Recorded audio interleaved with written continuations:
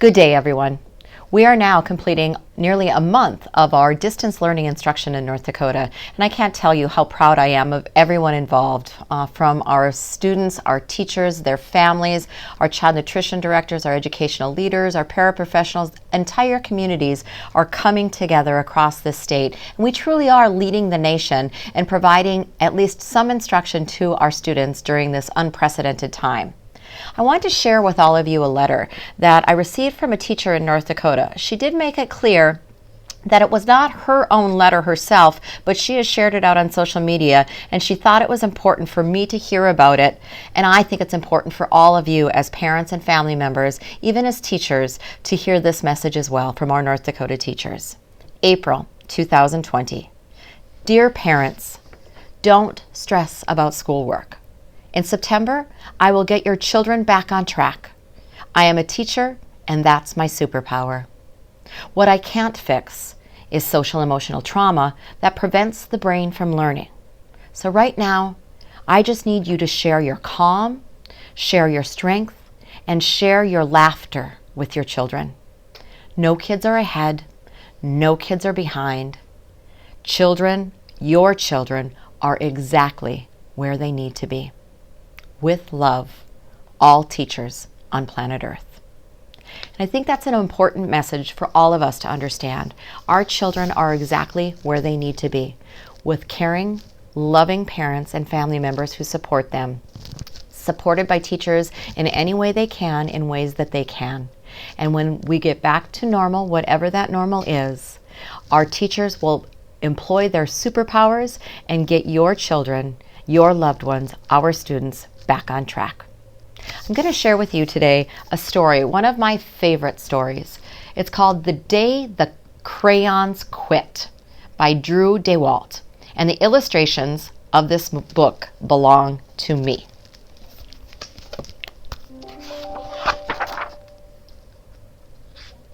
The pictures are actually by Oliver Jeffers, but in the spirit of the crayons, you'll understand as I move through this. So the day the crayons quit. One day in class, Duncan went to take his crayons and found a stack of letters with his name on them. To Duncan. Hey Duncan, it's me, Red Crayon. We need to talk. You make my work harder than any other crayons. All year long, I wear myself out coloring fire engines, apples, strawberries, and everything else that's red. I even work on holidays. I have to color all the Santas at Christmas and all the hearts on Valentine's Day. I need a rest. Your overworked friend, Red Crayon. Dear Duncan, all right, listen. I love that I'm your favorite crayon for grapes, dragons, and wizards' hats, but it makes me crazy that so much of my gorgeous color goes outside the lines. If you don't start coloring inside the lines soon, I'm going to completely lose it. Your very neat friend, Purple Crayon. Dear Duncan, I'm tired of being called light brown or dark tan because I'm neither. I am beige, and I am proud. I am also tired of being second place to Mr. Brown Crayon. It's not fair that Brown gets all the bears, ponies, and puppies, while the only things I get are like turkey dinners, if I'm lucky, and wheat. And let's be honest, when was the last time you saw a kid excited about coloring wheat? Your beige friend, Beige Crayon. Duncan, Gray Crayon here. You're killing me. I know you love elephants, and I know that elephants are gray, but that's a lot of space to color in all by myself. And don't even get me started on those rhinos, hippos, and humpback whales.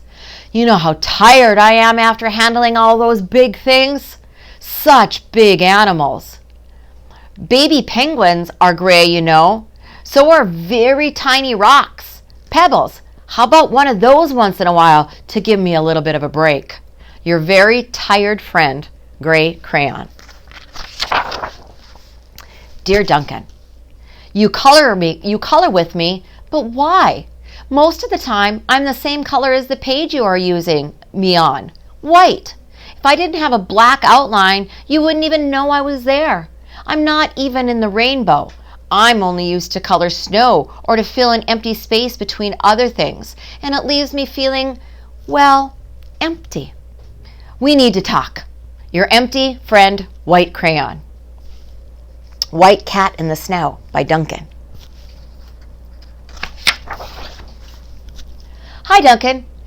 I hate being used to draw the outline of things that are colored in by other colors, all of which think they're brighter than me.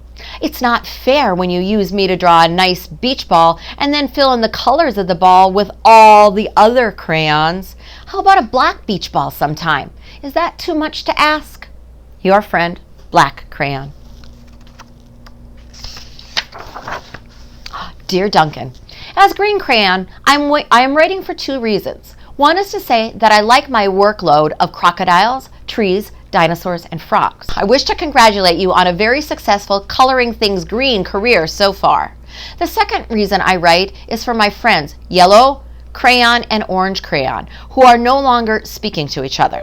Both crayons feel they should be the color of the sun. Please settle this soon because they're driving the rest of us crazy. Your happy friend, Green Crayon. Dear Duncan, Yellow Crayon here. I need you to tell Orange Crayon that I am the color of the sun. I would tell him, but we are no longer speaking. And I can prove I'm the color of the sun too. Last Tuesday, you used me to color in the sun on your Happy Farm coloring work. In case you've forgotten, it's on page 7. You can't miss me. I'm shining down brilliantly on a field of yellow corn. Your pal and the true color of the sun, Yellow Crayon. Happy Farm.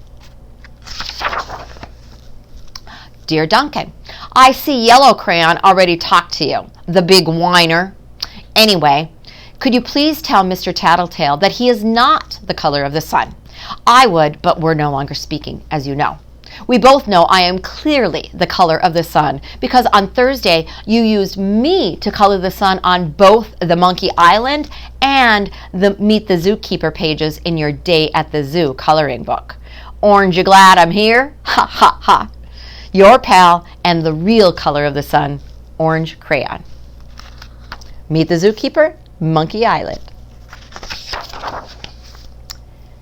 Dear Duncan, it has been great being your favorite color this past year, and the year before, and the year before that. I have really enjoyed all those oceans, those lakes, rivers, raindrops, rain clouds, and clear skies. But the bad news is that I'm so short and stubby now. I can't even see over the railing in the crayon box anymore. I need a break. Your very stubby friend, Blue Crayon. Duncan. Okay, listen here, kid. You have not used me once in this past year. It's because you think I'm a girl's color, isn't it? Speaking of which, please tell your little sister I said thank you for using me to color her Little Princess coloring book. I think she did a fabulous job of staying inside the lines. Now, back to us. Could you please use me sometime to color the occasional pink dinosaur or monster or cowboy? Goodness knows they could use a splash of color. Your unused friend, Pink Crayon. Dear Duncan, it's me, Peach Crayon. Why did you peel off my paper wrapping? Now I'm naked and too embarrassed to leave the crayon box. I don't even have any underwear. How would you like to go to school naked? I need some clothes. Help! Your naked friend, Peach Crayon. Well, poor Duncan just wanted to color. And of course he wanted his crayons to be happy. And that gave him an idea. When Duncan showed his teacher his new picture, she gave him an A for coloring. Wow, look at all of those colors on that picture. And a ship, and animals, and a red horse. Santa's even here. and an A+ for creativity. I hope you've enjoyed our story, and I hope it's a bit of a reminder to all of us working with young people out there that everyone in a person's life, everyone who is working with a child is a hero. Fred Rogers, thank you so much.